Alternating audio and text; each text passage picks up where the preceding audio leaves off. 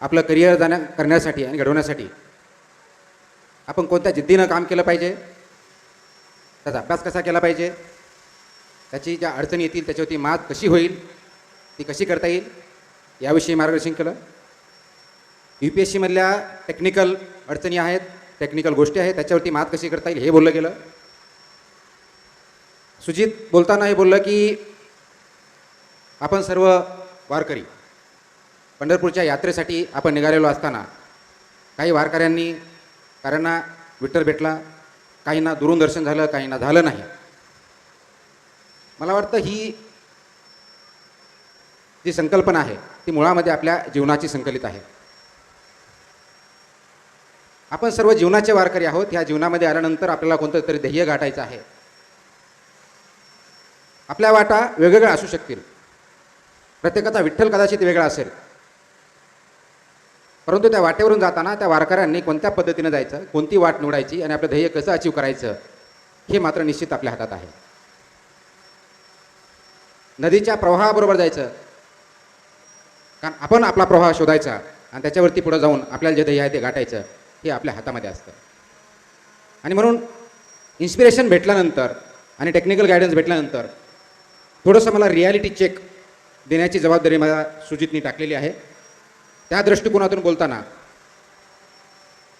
आपण या तरुण वयामध्ये आपल्याला जे ध्येय गाठायचं आहे ते गाठत असताना येणाऱ्या अडचणी, त्या प्रोसेसेसमध्ये काय केलं पाहिजे, हे ध्येय गाठायचं असेल तर त्यासाठी कोणत्या पद्धतीने केलं पाहिजे आणि ते शक्य तितक्या लवकर आणि कमी वेळेत क्वालिटेटिव्ह काम करून ते आपल्याला कसं अचीव करता येईल या दृष्टीने आपण त्याच्यावरती विचारमंथन केलं पाहिजे.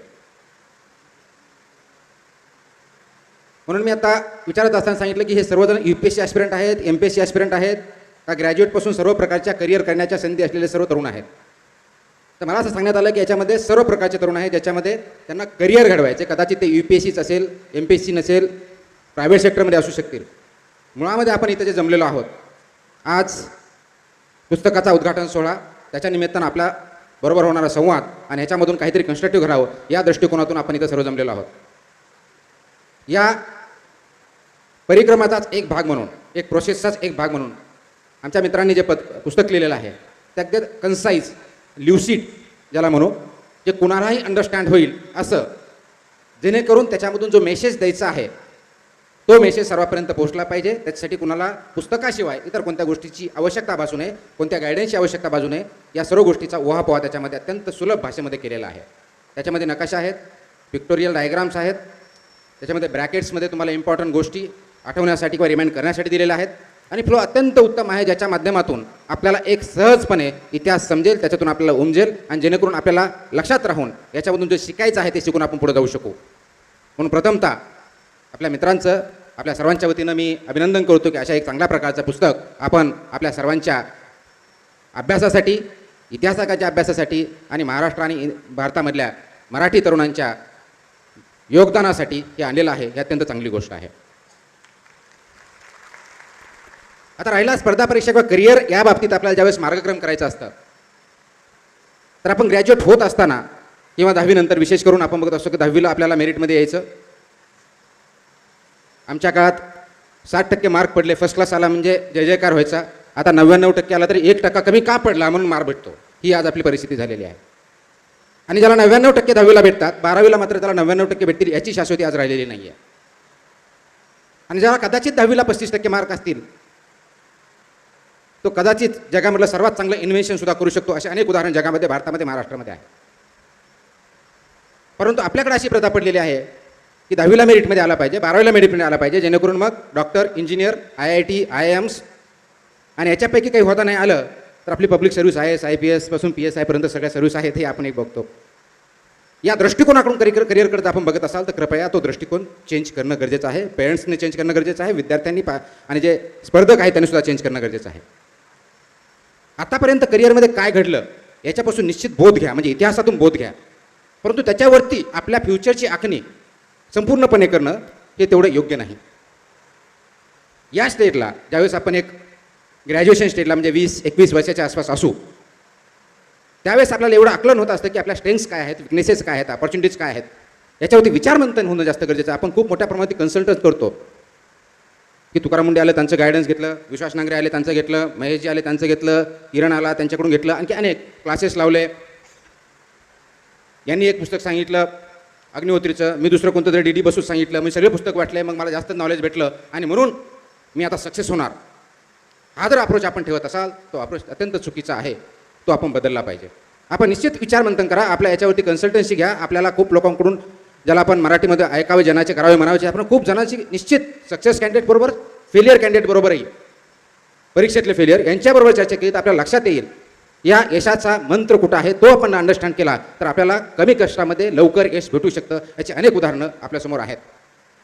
तो मार्ग आपल्याला अवलंबला पाहिजे. आणि म्हणून त्या दृष्टिकोनातून आपल्याला, मला जो काही मेसेज द्यायचा थोडक्यामध्ये तो हाच असेल की आपल्या इतिहासावरती अवलंबून 100% पुढचं नियोजन करू नका.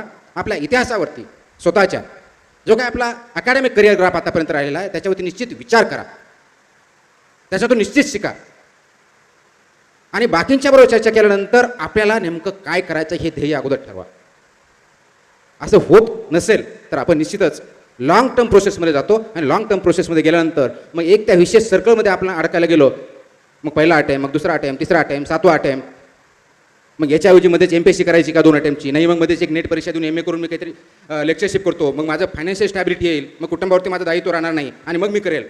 ह्या द्वंद्वामध्ये जर पडला तर आपला टाईम जो प्रेशियस आहे तो मात्र नुकसान होईल. आणि त्या टाईमचं जे नुकसान होईल ते इरेपेरेबल आपण ते नंतर करू शकणार नाही. आणि म्हणून ते जर होऊ द्यायचं नसेल तर राईट इन द बिगिनिंग आपल्याला ध्येय ठरवावं लागेल. परंतु आपलं होतं काय, आपल्याला काय करायचं आहे, वाट आपल्यासमोर प्रश्न असतो. ग्रॅज्युएट झालं, काय करायचं, नोकरी बघायची. मग नोकरीचे ऑप्शन्स काय आहेत आपल्यासमोर. मग पोस्ट ग्रॅज्युएट करून लेक्चरशिप होणं एक आहे, ग्रॅज्युएट MPSC आहे, UPSC आहे, स्टाफ सिलेक्शन कमिशन स्पर्धा परीक्षेत आहेत, प्रायव्हेट सेक्टरमध्ये कुठे नोकरी लक्षात हे आहे, पार्ट टाईम जॉब आहे, वगैरे वगैरे अनेक ऑप्शन्स आहेत. पण हे माझं तात्पुरतं आहे. मग मला लॉंग टर्ममध्ये अभ्यासही करायचा आहे, पार्ट टाईम नोकरी पण करायची आहे, फायनान्शियल अडचणी पण आहेत, कुटुंब मला सपोर्ट करू शकत नाही. मग मी काय करणार, तर मला शॉर्टकट, इकडचा एक शॉर्टकट, दुसरा एक शॉर्टकट, तिसरा एक शॉर्टकट बघणार, मला जेवढं शक्य आहे त्याप्रमाणे करणार.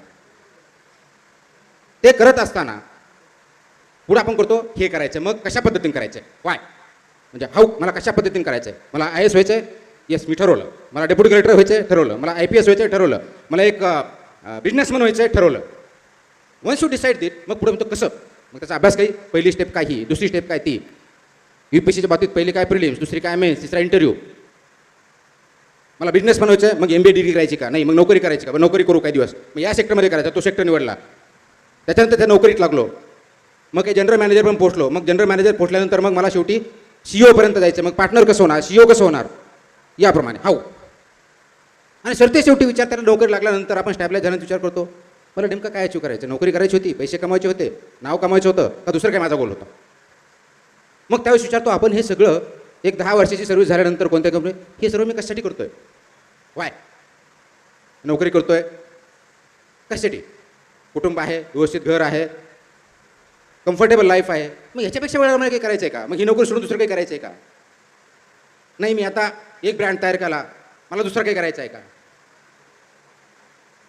वाय हा प्रश्न त्यावेळेस होतो. अनफॉर्च्युनेटली ही चूक आपल्या त्यावेळेस लक्षात येत नाही ज्यावेळेस आपण त्या तरुण वयात काम करत असतो. आणि तिथं जर आपण ही चूक अवॉइड केली तर आपल्यामध्ये खूप मोठा चेंज होऊ शकतो. आणि ते सांगण्यासाठी मला तुमचा काही वेळ पाहिजे, त्यासाठी मी तुमच्यासमोर आज उभा आहे. जगामधला सर्वात सक्सेसफुल माणसं जे कोणते असतील त्याच्यामध्ये अगदी महात्मा गांधी असतील, नेल्सन मंडेला असतील, अब्राहम लिंकन असतील, जवाहरलाल नेहरू असतील, क्रिकेटर सचिन तेंडुलकर असेल किंवा इतर कोणी असतील, हे त्यात अत्यंत उंचीच्या दर्जावरती जिथं कोणीही पोहोचू शकणार नाही अशा ठिकाणी का गेले आणि त्यांचा तो बेंचमार्क का झाला याचा जर आपण विचार केला तर त्यांची thinking process he what, how, Y या प्रिन्सिपलनुसार नव्हती, म्हणून तिथपर्यंत गेले. मग यांची थिंकिंग प्रोसेस नेमकी होती कशी, तर यांची थिंकिंग प्रोसेस अगदी उलटी होती. प्रथम वाय, मला जे काय करायचे ते कशासाठी करायचं, I have to decide myself. मला IAS बनायचं आहे तर कशासाठी, मला क्रिकेटर व्हायचं आहे तर कशासाठी,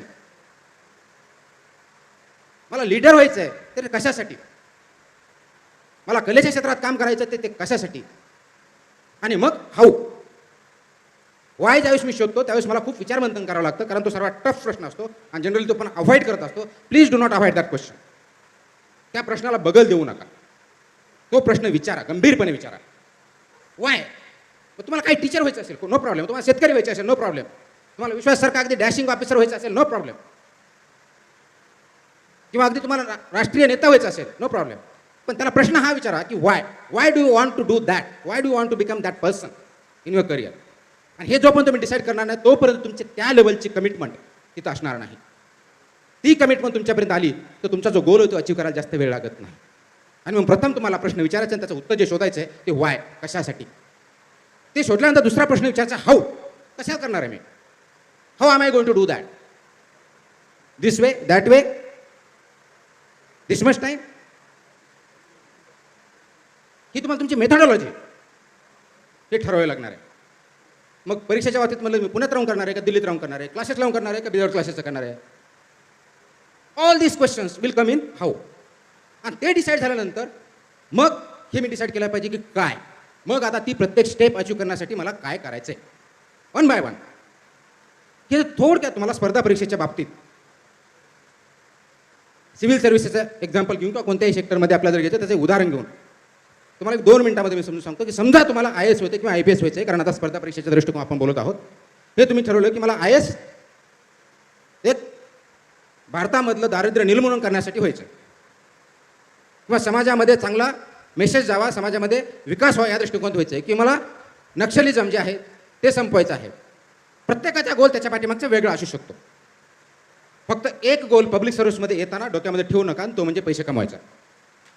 ते ठेवून कोणताही गोल तुम्ही ठरवा की त्यासाठी पब्लिक सर्व्हिसमध्ये या. तुम्हाला जर पैसे कमवायचे तर public service not the right field. Private सेक्टरमध्ये आपल्याला बिलियन्स ऑफ डॉलर्स आपण कमवू शकतो, तेवढं टॅलेंट आपल्याकडे आहे. शेतीमध्ये कमवू शकतो का टेक्नॉलॉजीच्या माध्यमातून कमवू शकतो.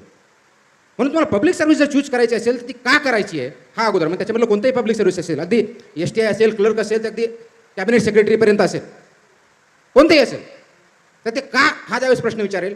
जर तुम्हाला एखादा IAS व्हायचं आहे, IPS व्हायचं आहे, PSI व्हायचं आहे, डेप्युटी कलेक्टर व्हायचं आहे, कोणताही व्हायचं आहे, वन्स यू डिसाईड दिस की माझा पुढचा प्रश्न असेल तुम्ही कसे करणार, त्या IAS व्हायचं म्हणजे कसं करणार, कसं होणार, तर साहजिकपणे तुमच्या डोक्यात उत्तर असेल की परीक्षा देऊन होणार, परीक्षा पास होऊन होणार. बरोबर आहे? Yes or no? मला उत्तर येत नाही ऐकायला. आपल्या UPSC परीक्षेमध्ये सर्वसाधारण प्रिलिमला 7 ते 10 लाख मुलं दरवर्षी अपिअर होतात. त्याच्यातले IAS IPS बघितलं तर 200 ते 300च्या दरम्यान असतात. याचा अर्थ परीक्षा देऊन सर्वजण IAS IPS होत नाही. परीक्षा सर्वजण देतात पण होत नाही. मग काय करायचं? परीक्षा शिवाय होताना नाही मान्य आहे, ते माध्यम आहे, पण परीक्षा दिल्याने होत नाही. तुम्ही म्हणा चांगला अभ्यास करून होणार, चांगला अभ्यास करूनही होत नाही. लेट मी व्हेरी क्लिअर, चांगला अभ्यास करूनच होणार नो. म्हणजे नेमकं काय करायचं? मी समजा इतिहास हा पुस्तक, आणि आमच्या तिघांमधला जर धागा बघितला तर एक सगळ्यांचा इतिहास हा विषय होता, तिघांचा होता. आणि दुसरे विषय त्यांचे होते, माझा एक राज्यशास्त्र दुसरा विषय होता. माझा प्रायमरी राज्यशास्त्र होता, सेकंड ऑप्शन माझा हिस्ट्री होता. आता राज्यशास्त्राचं आणि इतिहासाचं नातं असं आहे, history is what has happen in the past आणि politics is the possibility of future which is going to be history tomorrow.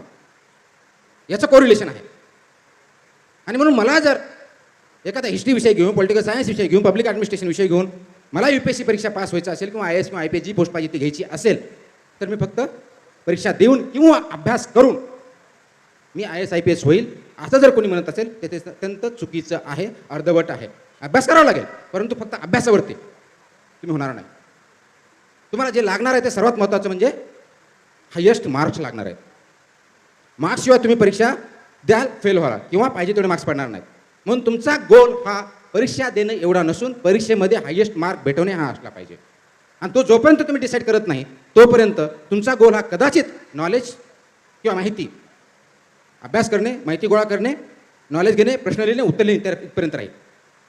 हा तुमची प्रोसेस आहे. Please understand that is not your गोल. तुमचा गोल हा हायेस्ट मार्क भेटवायचे. मग पुढचा प्रश्न साहजिक तुमच्यासमोर आहे की हायेस्ट मार्क भेटवायचे म्हणजे नेमकं काय करायचं. तर त्यासाठी तुम्हाला बेस्ट पॉसिबल आन्सर तुम्हाला लिहावे लागतील. Best possible answer.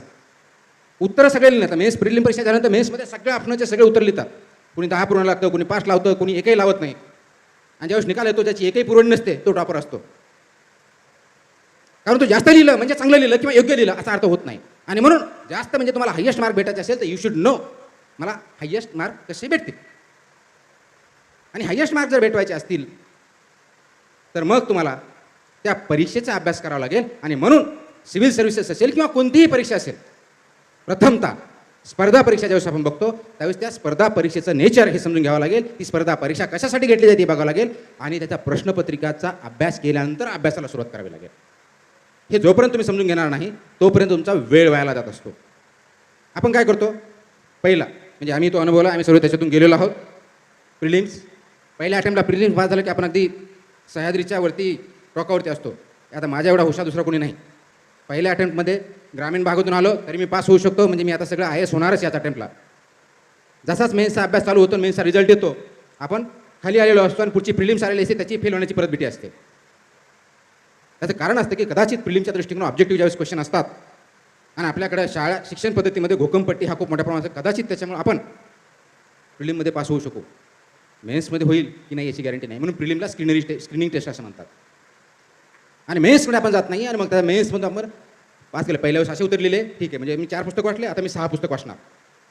म्हणजे हिस्ट्रीचे मी 4च वाटले होते, एन्शियनचे आता मी 6 वाचणार. आता प्रत्येक टॉपिकवरती 1 वाचणार आणि ते वाचल्यानंतर उत्तर लिहून मग मी आणखी मार्क वाढवणार. पुढच्या वेळेस जसे 10 मार्क पडतात, 15 मार्क येतात, आपण ज्याला जिथं जायचं तिथं जात नाही. याचं कारण असं असतं की आपण जास्त पुस्तक वाचून फक्त माहिती जास्त गोळा करू शकतो, नॉलेज नाही.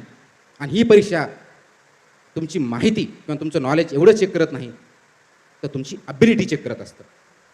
ती अबिलिटी तुमच्यामध्ये आहे की नाही, ज्या तुमच्याकडे नॉलेज आहे, जेवढे पुस्तक वाचलं आहे त्या अपेक्षित असलेल्या तुमच्याकडे जे काही तुटपुंज नॉलेज असेल त्याचा उपयोग तुम्ही त्या उत्तरामध्ये किती चांगल्या प्रकारे करता, जेणेकरून तुम्हाला हायेस्ट मार्क भेटू शकतील.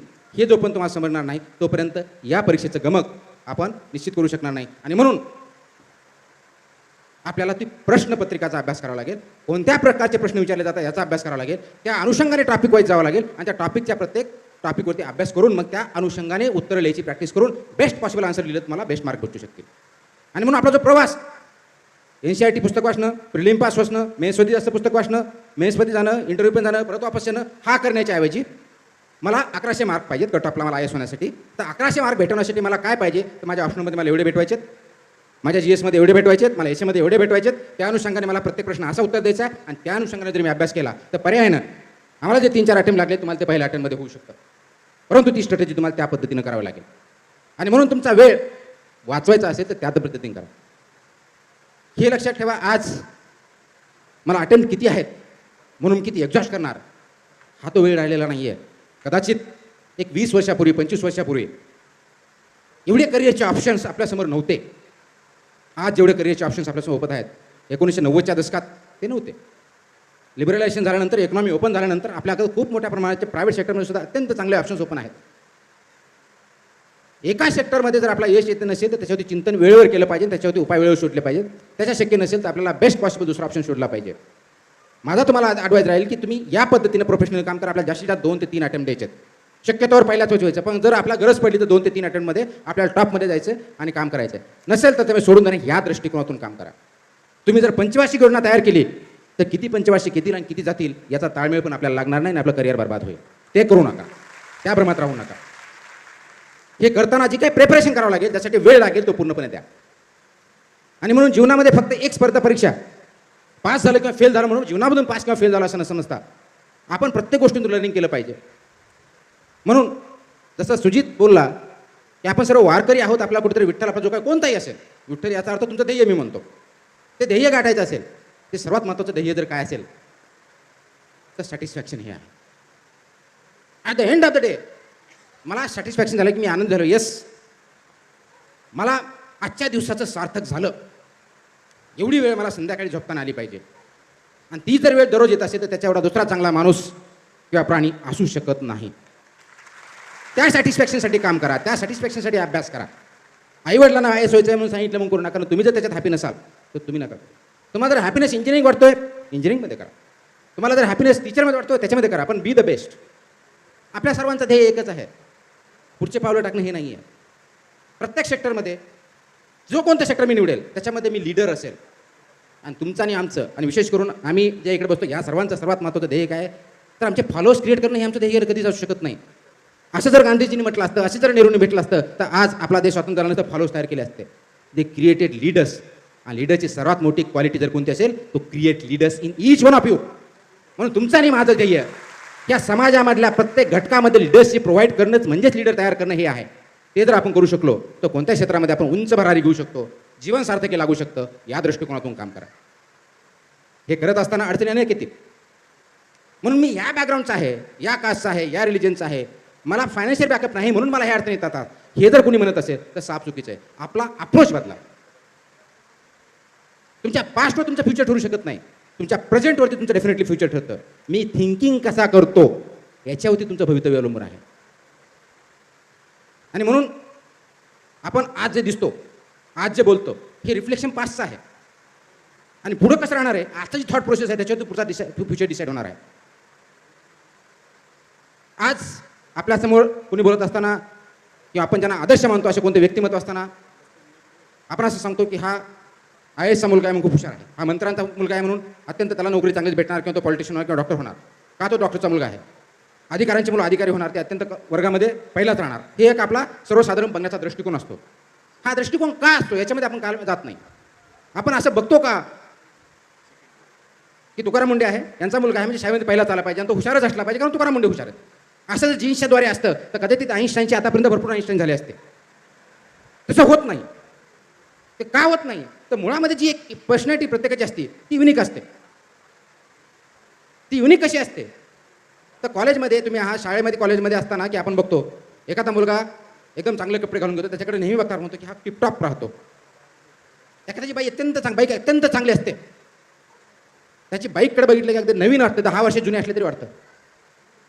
एखादी मुलगी अगदी सुंदर असते, तिचे केस चांगले असतात, नाही केस असावेत ते माधुरी दीक्षित सारखे. हे का, त्याचं कारण असं आहे की एक ऍक्टिव्हिटी आपण ज्यावेळेस करतो ती एक ऍक्टिव्हिटी न राहता काही दिवसामध्ये ती आपली सवय होऊन जाते. It becomes habit. ही कुठून येते, तर पहिली तुमच्या डोक्यात थॉट प्रोसेस चालू होते.